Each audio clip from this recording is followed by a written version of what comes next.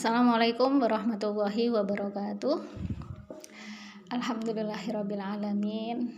Asyhadu an la ilaha illallah wahdahu la syarikalah wa asyhadu anna Muhammadan abduhu wa rasuluh. Allahumma shalli wa sallim wa barik ala nabiyyina Muhammad wa ala alihi wa ashabihi ajmain.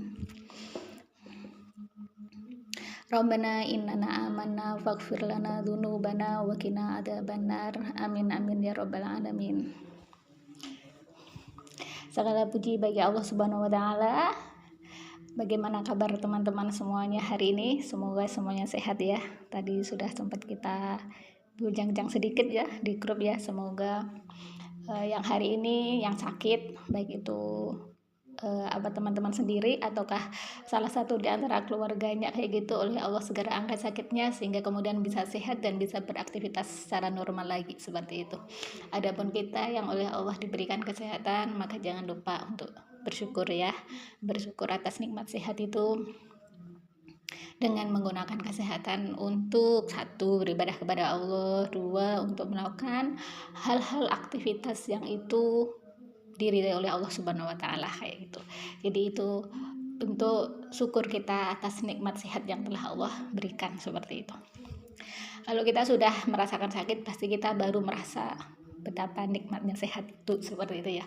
Dan kalau kita sudah mengeluarkan biaya untuk sembuh, maka kita baru merasa betapa sehat itu sangat mahal seperti itu ya. Jadi sebelum kita mengalami hal-hal yang seperti itu, maka berdoalah, mohonlah kita kepada Allah kesehatan seperti itu sehingga kita selalu dalam kondisi sehat dan kita mensyukurinya seperti itu ya. Pasti ya, sebagai manusia kita tidak akan pernah selalu sehat sepanjang masa itu, pasti ada suatu saat kita mengalami sakit seperti itu. Tapi ketika pun diuji oleh Allah dengan sakitnya yang ringan-ringan aja seperti itu ya, bukan sakit yang berat yang itu sampai kemudian lama waktunya atau kemudian besar biayanya untuk kesembuhannya seperti itu ya. Jadi kita harus mohon kepada Allah. Salah satu doanya yang Rasulullah ajarkan itu, Allahumma afini fi badani, Allahumma afini fi sam'i, Allahumma afini fi basori, seperti itu. Apa itu artinya? Ya Allah, berilah hamba kesehatan badan, kesehatan seluruh badan seperti itu. Kemudian dikhususkan lagi kesehatan penglihatan kayak gitu, supaya kita tidak mengalami minus atau kemudian penyakit mata yang lainnya ya, apakah itu plus ataukah kemudian silinder ataukah kemudian itu katarak dan sebagainya ya. Kemudian juga kita mohon kesehatan pendengaran kayak gitu, karena biar kita tidak mengalami tidak mendengar tuli seperti itu di masa muda ataupun nanti ketika masa tua. Itu kadang-kadang kan ada ketika masa muda sehat bisa dengar kayak gitu, tapi ketika masa tua tiba-tiba pendengarannya berkurang kayak gitu. Kita sejak muda berdoa semoga nanti sampai masa tua seperti itu ya, penglihatan kita tetap baik, pendengaran kita juga tetap baik kayak itu. Kemudian kita juga dijauhkan dari pikun seperti itu ya. Jadi itu harus dipintakan kepada Allah Subhanahu wa taala. Teman-teman semuanya yang dirahmati oleh Allah Subhanahu wa taala, tak terasa kita sudah sampai pada poin 17 sama 18 ya, dari 64 dosa yang dianggap biasa seperti itu ya. Hari ini kita akan bahas poin yang ke-17 adalah tidak berbuat adil di antara para istri. Kemudian poin 18 adalah kholwat dengan wanita yang bukan mahram ya, sebagaimana yang ada di dalam slide itu. Mari kita bahas satu-satu ya teman-teman ya. Semoga apa yang kita bahas hari ini menjadi bekal ilmu, baik bagi yang sudah menikah ataupun bagi yang sudah menikah maupun bagi yang belum menikah seperti itu ya. Tetap menjadi ilmu yang bermanfaat seperti itu, karena ilmu itu adalah nur, cahaya, al ilmu nurun kayak gitu ya. Jadi ilmu itu adalah cahaya, akan menerangi jalan kita. Selama kita berjalan sesuai dengan ilmu, insya Allah kita akan selamat seperti itu ya. Jadi saya ingat tadi malam ya, saya baca terkait dengan Imam Bukhari seperti itu ya, bahwasanya beliau itu sejak belajar seperti itu, maka beliau itu beraktivitas selalu dilandaskan kepada ilmu seperti itu ya.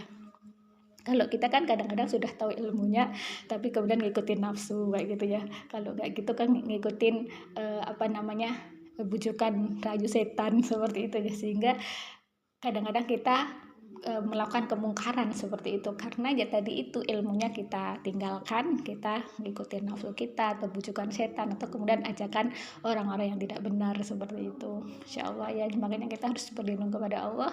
Semoga ilmu kita itu menjadi ilmu yang bermanfaat, itu ya gitu kita bisa berjalan sesuai dengan ilmu seperti itu.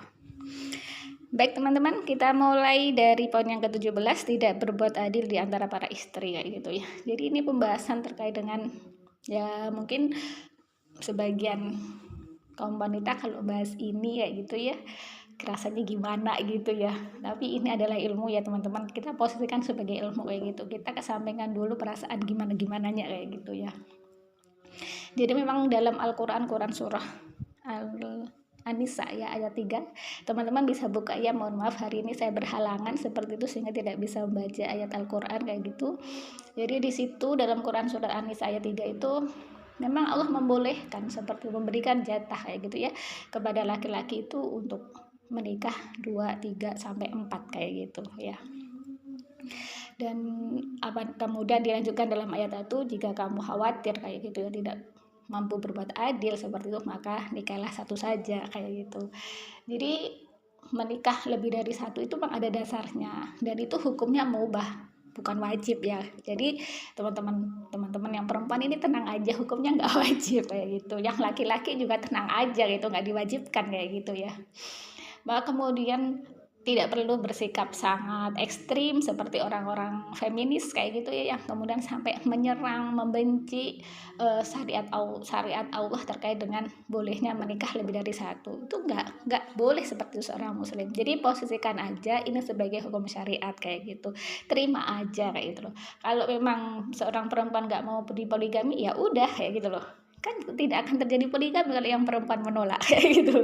Jadi ya sudah gitu loh. Jadi nggak perlu kemudian sampai seperti orang-orang feminisme itu yang kemudian menyerang hukum Islam, menyalahkan, menyudutkan sampai kemudian menuntut bolehnya poliandri seperti itu ya, yaitu seorang wanita boleh menikah lebih dari satu laki-laki kayak gitu. Kalau sampai kemudian poliandri ini dibolehkan, wah rusak ya. Teman-teman bisa bayangkan gimana wanita itu punya kandungan satu, kemudian kalau kemudian suaminya lebih dari satu, ntar anaknya itu bapak yang mana nasabnya, kasih apa, malah nggak jelas. Selain itu wanita itu kondisinya nggak sekuat laki-laki juga ya kayak gitu loh ya. Jadi makanya Islam itu membolehkan seorang laki-laki itu beristri lebih dari satu, tapi kemudian Islam mengharamkan perempuan itu bersuami lebih dari satu kayak gitu loh. Jadi nanti hikmahnya apa itu bisa secara akliyah kayak gitu ya, kita bisa menemukannya gitu loh dari syariat Allah terkait dengan hal ini seperti itu ya. Nah kemudian ya bahasanya tadi kan judulnya poin 17 itu tidak berbuat adil di antara para istri ya. Ketika seorang laki-laki itu memiliki istri satu kayak gitu ya, dia itu memiliki kewajiban yang harus dia tunaikan atas hak-hak istrinya kayak gitu ya. Kemarin sudah kita bahas hak istri mulai dari hak dinafkahi, makan kayak gitu ya, kemudian papan, tempat tinggal, kayak kemudian pakaian kayak gitu ya, terus kemudian hak-hak pendidikan dan lain sebagainya kayak gitu. Nah, ketika seorang suami itu juga memiliki istri yang lebih dari satu, maka masing-masing dari haknya si istri itu juga harus dipenuhi oleh suami tadi kayak gitu loh.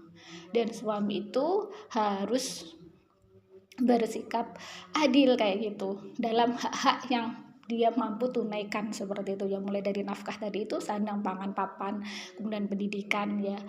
Terus kemudian kalau lebih dari satu kan berarti giliran ya, seberapa hari di rumah si istri yang ini, si istri itu tuh harus adil, harus sama kayak gitu ya. Nah kalau kemudian dalam hal yang itu ternyata itu si suami, misalkan si istri satu mendapat nafkah lebih banyak kayak gitu, rumah yang lebih bagus, istri yang kedua ternyata nggak dibuatkan rumah gitu, disuruh tinggal sama orang tuanya gitu. Nah itu namanya tidak adil lah. Nah, yang di situ tuh baru kemudian akan terkena hadisnya Rasulullah SAW, sebagaimana di slide itu Rasulullah SAW bersabda, barang siapa yang memiliki 2 istri dan ia cenderung kepada salah seorang dari keduanya, niscaya ia akan datang pada hari kiamat dalam keadaan sisi badannya condong, kayak gitu ya. Nah, kemudian bahasan terkait dengan adil ini itu dikecualikan dalam hal rasa atau cinta, kayak gitu ya. Jadi hati itu kan miliknya Allah, kayak gitu. Mungkin bagi teman-teman semuanya sudah menikah itu kan bisa memahami kan ternyata cinta itu bang karunia dari Allah, kayak gitu ya. Kita nggak nuga kayak gitu, tiba-tiba kita kok seneng sama si suaminya jenengan semua saat ini, kayak gitu ya, atau kemudian suami kok tiba-tiba seneng sama jenengan, seperti itu. Jadi itu ya itu menunjukkan bahwa hati itu Allah yang menguasai ya, kolbu, kayak gitu ya. Itu mana hadis ayatnya ya, ayatnya teman-teman bisa buka dalam Quran surah An-Nisa ayat 129 ya. Jadi ini bukan ayat terkait dengan bahwa kolbu itu miliknya Allah, bukan ya. Maksudnya terkait dengan bahwasanya akan ada satu hal yang di situ memang seorang laki-laki itu dia tidak akan mampu adil di situ, kayak gitu loh. Nah, yang tapi itu dikecualikan, kayak gitu. Jadi Allah Subhanahu wa taala berfirman dalam Quran surah An-Nisa ayat 4, Quran surah An-Nisa nomor suratnya 4 ayatnya 129 ya. Situ artinya Allah berfirman, dan kamu tidak akan dapat berlaku adil di antara istri-istrimu walaupun kamu sangat ingin berbuat demikian. Karena itu janganlah kamu terlalu cenderung kepada yang kamu cintai sehingga kamu biarkan yang lain terkatung-katung. Dan jika kamu mengadakan perbaikan dan memelihara diri dari kecurangan, maka sungguh Allah Maha Pengampun, Maha Penyayang, kayak gitu. Nah, sekarang kita baca tafsirnya ya. Dalam tafsir Ibnu Katsir ini saya pakai Al-Qur'an Qurduba ya, teman-teman ya. Bukan Al-Qur'an tafsir Ibnu Katsir yang biasa saya pakai. Tapi ini saya pakai yang Al-Qur'an Qurduba. Di situ juga ada tafsir Ibnu Katsirnya, kayak gitu. Jadi dalam tafsir Ibnu Katsir itu dijelaskan firman Allah yang artinya, dan kamu tidak akan dapat berlaku adil di antara istri-istrimu walaupun kamu sangat ingin berbuat demikian, yaitu wahai sekalian manusia, kalian tidak akan pernah mampu memberikan perlakuan yang sama di antara istri-istrimu dalam semua sisinya, kayak gitu. Sesungguhnya jika kalian mampu berbuat adil secara lahiriah seperti pembagian giliran satu malam, maka hal itu tidak akan luput dari perbedaan rasa cinta, kayak gitu. Titik-titik ya saya lewati karena ini bahasanya gimana gitu ya. Sebagaimana yang dikatakan oleh Ibnu Abbas, Ubaidillah, As-Salmani ya, Al-Mujahid, Al-Hasan Al-Bisri dan Al-Dahha bin Muzahim. Dalam riwayat Ibnu Abi Hatim dari sahabat Ibnu Abi Mulaikah, ia berkata, ayat ini, dan kamu tidak akan dapat berlaku adil di antara istri-istrimu walaupun kamu sangat ingin berbuat demikian, turun mengenai Aisyah, yaitu Nabi SAW lebih mencintainya dibanding istri-istri lainnya, sebagaimana di dalam riwayat Imam Ahmad dan para penulis kitab Sunan dari Abdullah bin Zaid. Aisyah radhiyallahu anha berkata, Rasulullah SAW bersikap adil dalam membagi waktu di antara istri-istrinya. Lalu beliau bersabda, ya Allah, inilah pembagianku dari apa yang aku miliki. Janganlah engkau mencelaku terhadap apa yang engkau miliki, sedangkan aku tidak memilikinya, yaitu kolbu atau hati atau perasaan, kayak gitu ya. Jadi yang dikecualikan dari sikap adil tadi itu adalah cinta, rasa cinta atau perasaan, kayak gitu loh. Jadi Rasulullah kan beristri banyak itu setelah Khadijah wafat ya, kayak gitu ya. Ternyata ketika itu Rasulullah itu sangat istilahnya itu cintanya kepada Aisyah itu lebih dibanding yang lainnya, kayak gitu loh. Terus kemudian Rasulullah itu bersabda kayak gitu, ya Allah, inilah pembagianku dari apa yang aku miliki, janganlah engkau mencelaku terhadap apa yang engkau miliki sedangkan aku tidak milikinya, yaitu kolbu, seperti itu. Tapi kemudian ayat tadi kan masih berlanjut kayak gitu ya. Dan firman-Nya Allah, karena itu janganlah kamu terlalu cenderung kepada yang kamu cintai sehingga kamu biarkan yang lain itu terkatung-katung, yaitu apabila kalian lebih condong kepada salah satu istri dari istri-istri lainnya, maka janganlah berlebih-lebihan tanpa ada peduli sedikit pun kepada istri-istri yang lainnya sehingga yang lainnya itu terkatung-katung kayak itu.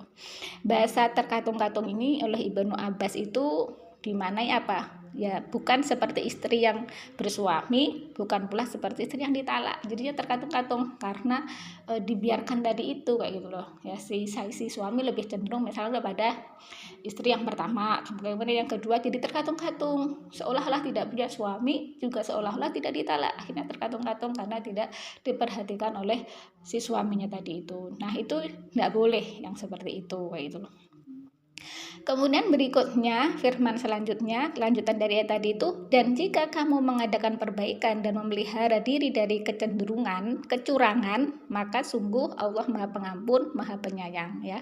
Maksudnya, jika kalian mengadakan perbaikan dalam urusan kalian dan bersikap adil sesuai dengan kemampuan kalian serta bertakwa kepada Allah dalam semua urusannya, maka Allah mengampuni kecenderungan kalian terhadap sebagian istri kalian, seperti itu. Nah, jadi itu tafsir dari Quran surat An-Nisa ayat 129 seperti itu ya. Jadi tadi bagi laki-laki yang memiliki istri lebih dari satu kayak gitu ya, maka dia harus berbuat adil dalam hal nafkah, hak giliran, sandang, pangan, pendidikan dan lain-lain sebagainya. Adapun yang dikecualikan itu dalam hal rasa, misalkan lebih cenderung kepada si istri yang pertama kayak gitu ya, atau kemudian lebih cenderung kepada istri yang kedua, maka kemudian dalam hal-hal yang lainnya itu tetap harus adil kayak itu dan tetap bertakwa. Itulah pesannya Allah Subhanahu wa taala dalam Quran surat An-Nisa ayat 129 seperti itu ya.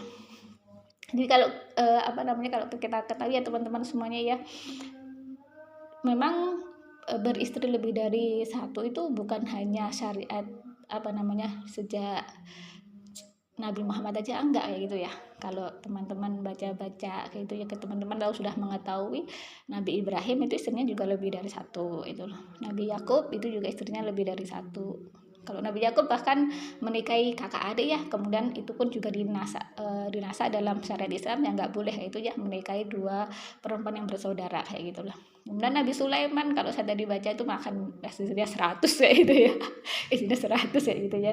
Terus kemudian Nabi Daud juga gitu, kalau nggak salah berapa tadi itu 99 istri ya gitu. Terus Nabi Muhammad sendiri istrinya yang pertama itu cuma satu, Khadijah hingga wafatnya, itu baru setelah itu Rasulullah menikahi banyak istri seperti itu ya. Jadi kita sebagai seorang muslim ya ini hukum Allah aja kayak gitu loh. Kalau kita nggak mau dipoligami ya udah bilang aja nggak mau dipoligami, udah selesai, nggak terjadi poligami. Jadi kita nggak perlu bersikap seperti orang-orang feminisme yang kemudian dia mencela hukum Islam, kemudian membuat statement kebencian dan sebagainya seperti itu. Kita nggak boleh yang seperti itu. Terima aja di syariatnya Allah kayak itu. Jadi itu teman-teman terkait dengan bahasan kita yang poin ke-17.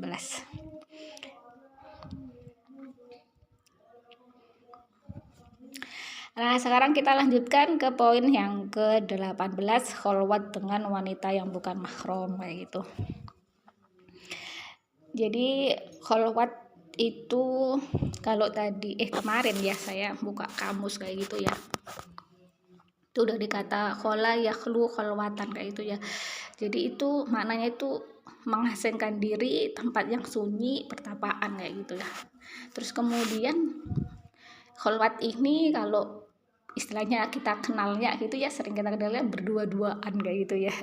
Jadi berdua-duaan dengan siapa yang kemudian yang haram ini gitu ya, berduaan seorang wanita dengan laki-laki yang dia bukan mahram, si perempuan bukan mahramnya laki-laki, laki-laki itu juga bukan mahramnya perempuan seperti itu ya. itu yang kemudian diharamkan ya. Apa itu sih kholwat itu ya. Jadi kholwat itu kondisi seorang laki-laki sama seorang perempuan hanya berdua aja kayak gitu ya. Kemudian di tempat yang sepi-sepi, yang di situ mereka tidak mau diganggu kayak gitu ya. Jadi kalau misalkan nih di alun-alun lagi lihat tontonan seperti itu kan tuh banyak laki-laki, meskipun itu laki perempuan kayak gitu ya, bukan mahram, tapi sekitarnya itu banyak orang, itu nggak masuk kholwat, tapi itu masuk ikhtilat, yaitu campur baur antara laki-laki dan perempuan. Dalam kondisi seperti itu si dua orang tadi itu ketika sampingnya itu mengganggu dia bisa bertanya atau apa gitu masih bisa gitu. Jadi kalau kholwat itu memang kondisinya sepi dan hanya berdua aja kayak gitu ya. Makanya dalam hadisnya Rasulullah itu kan di slide-slide itu la yakhluwanna rajulun bi imra'atin illa kana salisahuma asyaitonu. La yakhluwanna. Di situ itu maaf ya teman-teman, itu nggak saya kasih harokat karena saya ngetiknya pakai HP dan kalau di HP itu saya nggak tahu di mana tempat harokatnya kayak gitu ya. Jadi nggak saya kasih harokat. Di situ yakhluwanna kayak gitu ya. Jadi kalau saya pernah belajar bahasa Arab kayak gitu ya, yakhluwanna di situ itu ada nun taukid ya, ada tasjidnya nun taukid, itu menunjukkan benar-benar ya. Jadi benar-benar berkholwat kayak itu loh. Tidaklah seorang laki-laki benar-benar sedang berkholwat kayak gitu ya dengan seorang perempuan kecuali salisahuma, pelaku yang ketiganya itu adalah asyaitonu, syaiton seperti itu. Jadi di situ bener-bener berkholwat kayak itu. Jadi hanya si laki sama perempuan itu. Jadi contohnya itu ada ya teman-teman ya. Saya baca sebuah kisah kayak itu ya. Dulu di masa Bani Israel kayak gitu ya. Ada sebuah keluarga, di situ ada 3 anak laki-laki sama 1 anak perempuan kayak gitu ya. Kemudian si 3 anak laki-laki ini mau berjihad fisabilillah, tapi dia bingung kepada siapa si saudara perempuannya ini kayak gitu ya. Si saudara perempuannya itu harus dititipkan kayak gitu loh. Terus kemudian ternyata ada seorang ahli ibadah yang itu seorang laki-laki kayak gitu. Maka kemudian si 3 bersaudara laki tadi itu menemui si ahli ibadah tadi itu, kemudian dia menceritakan bermaksud untuk menitipkan si saudara perempuannya tadi itu akan ditinggal pergi berjihad kayak itu. Pada awalnya si ahli ibadah tadi tuh nggak mau kayak gitu loh, ya takut kayak gitu, gimana kayak gitu loh. Kemudian setelah dibujuk, diceritakan mau berjihad, dan akhirnya si ahli ibadah itu mau menerima, tapi si saudara perempuan tadi itu harus tinggal di rumah yang lain yang berbeda dari tempat tinggalnya si ahli ibadah tadi itu. Nah akhirnya terjadilah apa yang terjadi. Jadi akhirnya si perempuan tadi itu benar tinggal di situ, si 3 saudara laki-lakinya itu pergi berjihad semuanya ya, sampai waktu yang lama ya ternyata ya. Nah si ahli ibadah itu berbuat baik ya, dia selalu menyiapkan makanan untuk si anak perempuan tadi itu ya. Awalnya si anak perempuan tadi itu si ahli ibadah tadi tuh meratakan makanannya itu di tempat ibadahnya, kemudian si anak perempuan tadi itu suruh mengambilnya kayak gitu tanpa ada pembicaraan sama sekali. Jadi cuma disiapkan makannya, si anak perempuan tadi keluar dari rumahnya mengambilnya, begitu beberapa waktu itu loh. Terus kemudian setan itu ya benar ya, jadi Allah itu dalam Al-Quran itu banyak sekali ayat yang menunjukkan larangan bagi orang-orang yang beriman itu untuk mengikuti langkah-langkah setan. Itu setan itu sungguhnya mengajak kepada yang keji dan mungkar. Benar, setan itu membujuk si ahli ibadah. Si ahli ibadah itu dibisikin untuk berbuat baik. Berbuat baiknya apa kayak itu, supaya menaruh makannya itu sampai, ini saya singkat aja ya ceritanya itu ya, di dekat pintunya rumahnya si anak perempuan tadi itu, biar kemudian tidak istilahnya berbuat lebih baik lagi. Kan awalnya disuruh ke tempat ibadahnya, dia mengambil makanannya, sudah ditaruh di situ, kemudian si anak perempuannya mengambilnya, dan itu pun juga tidak ada pembicaraan kayak gitu di antara keduanya. Hingga kemudian setan membujuki lagi ya, kalau kemudian kamu menaruh makanan itu dekat pintunya, kemudian kamu ngajak ngobrol sama dia, itu akan lebih baik lagi, seperti itu. Akhirnya si ahli ibadah itu ngikutin bujukan setan. Akhirnya si ahli ibadah meletakkan makanannya di dekat pintu, juga mengajak ngobrol seperti itu. Ya itu berlaku sampai berapa waktu kayak itu. Terus kemudian waktu-waktu berlalu si setan membujuk lagi untuk berbuat lebih baik lagi dalam pandangan setan kayak gitu ya. Apa bisikannya setan? Supaya si laki-laki tadi itu menaruh makanannya jangan di luar, langsung aja masuk ke rumahnya kayak gitu. Akhirnya si ahli ibadah itu mengikutinya kayak gitu. Kemudian menaruh makanannya di dalam rumahnya sampai beberapa waktu berlalu, kemudian bujukin lagi oleh setan. Jangan seperti itu, tapi sekalian ngobrol-ngobrol sama si perempuan itu sambil ngantar makanannya itu. Nah akhirnya terjadilah yang terjadi ya, sampai kemudian setan berhasil membujuk si laki-laki ahli ibadah sama si perempuan tadi itu benar-benar berkholwat, dan pelaku ketiganya itu udah benar-benar setan kayak itu ya. Akhirnya mereka berdua itu melakukan zina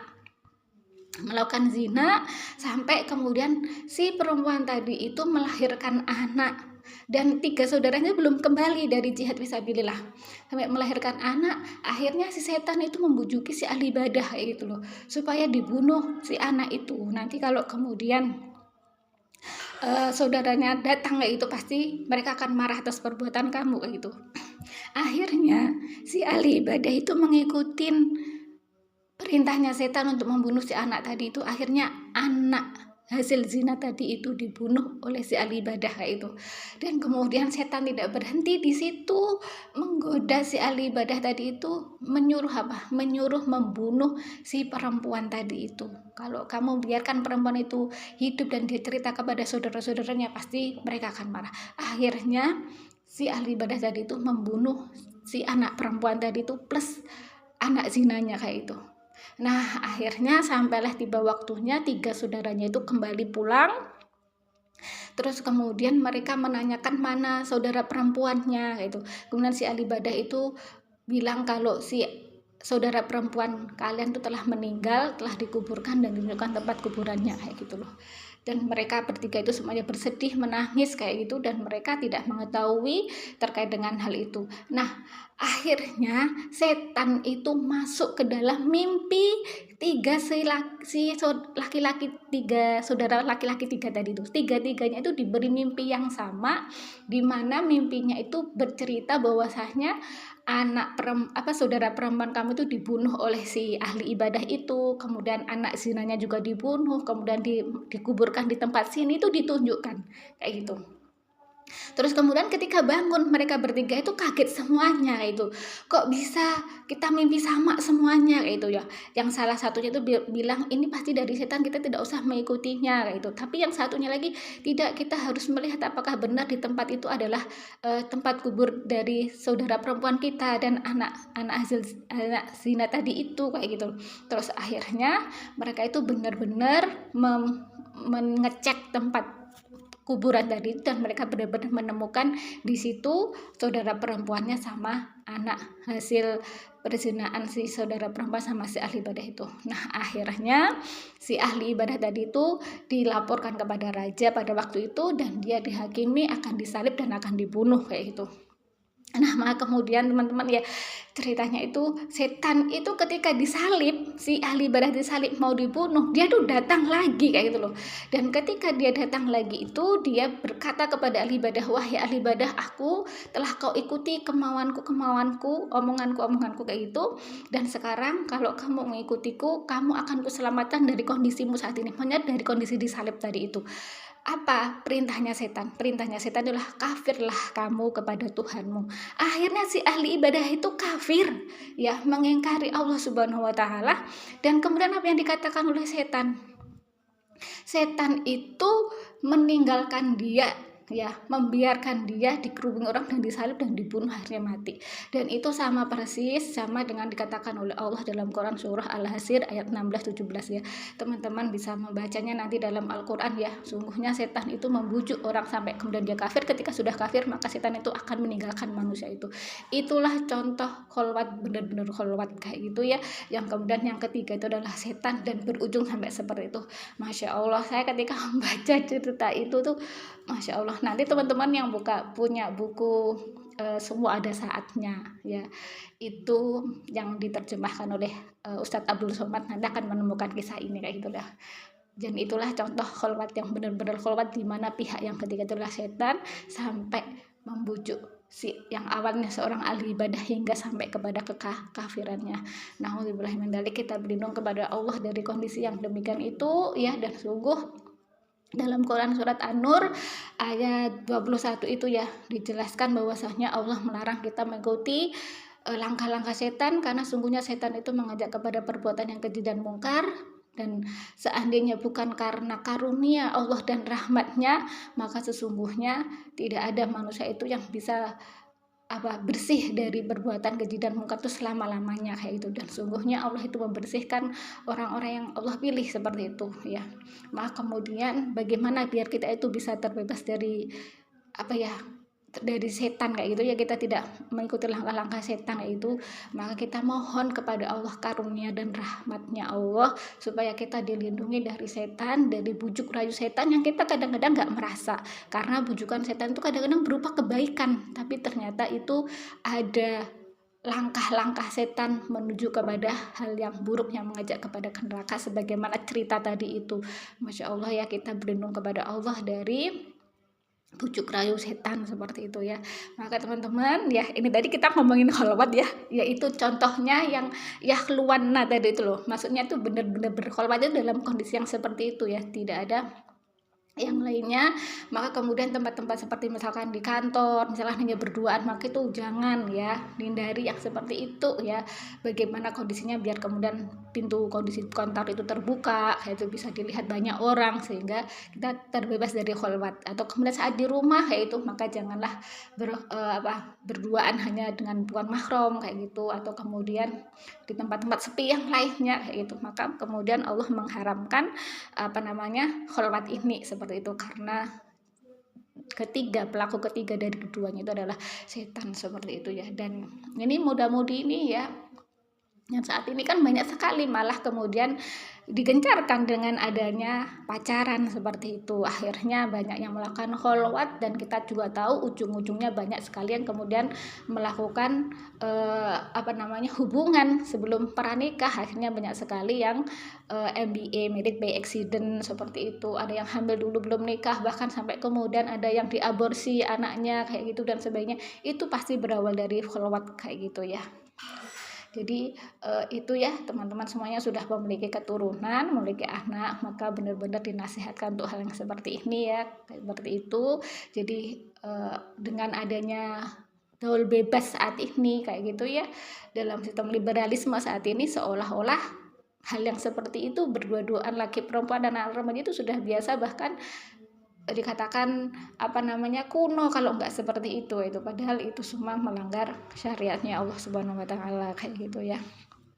Masya Allah, sudah lebih dari jam 2. Jadi itu pembahasan kita teman-teman semuanya untuk yang bahasan tentang kholwat ya, dengan wanita bukan mahram kayak gitu ya. Dan alhamdulillah berarti kajian kita hari ini harus kita akhiri ya. Semoga apa yang kita bahas hari ini menjadi ilmu yang bermanfaat bagi kita kayak gitu ya. Dan kita akhiri kajian ini dengan baca istighfar 3 kali dan doa kafaratul majelis. Astagfirullahaladzim, astagfirullahaladzim, astagfirullahaladzim. Subhanakallahumma wa bihamdika asyhadu an la ilaha illa anta astaghfiruka wa atubu ilaik. Al-haqqu min rabbika fala takunanna minal mumtarin. Sesungguhnya kebenaran itu datangnya dari Allah semata, maka janganlah kita ragu untuk mengambilnya. Dan kalau dari apa yang saya sampaikan tadi ada salah kelirunya, itu kelemahan saya pribadi, mohon dimaafkan ya teman-teman semuanya. Dan akhirnya saya harus akhiri. Wassalamualaikum warahmatullahi wabarakatuh. Rahman ya Rahman, sa'idni ya Rahman, ishrah sadri Quran, imla qalbi Quran, wasqi hayati Quran. Rahman ya Rahman, sa'idni ya Rahman, ishrah sadri Quran, imla qalbi Quran, wasqi hayati Quran.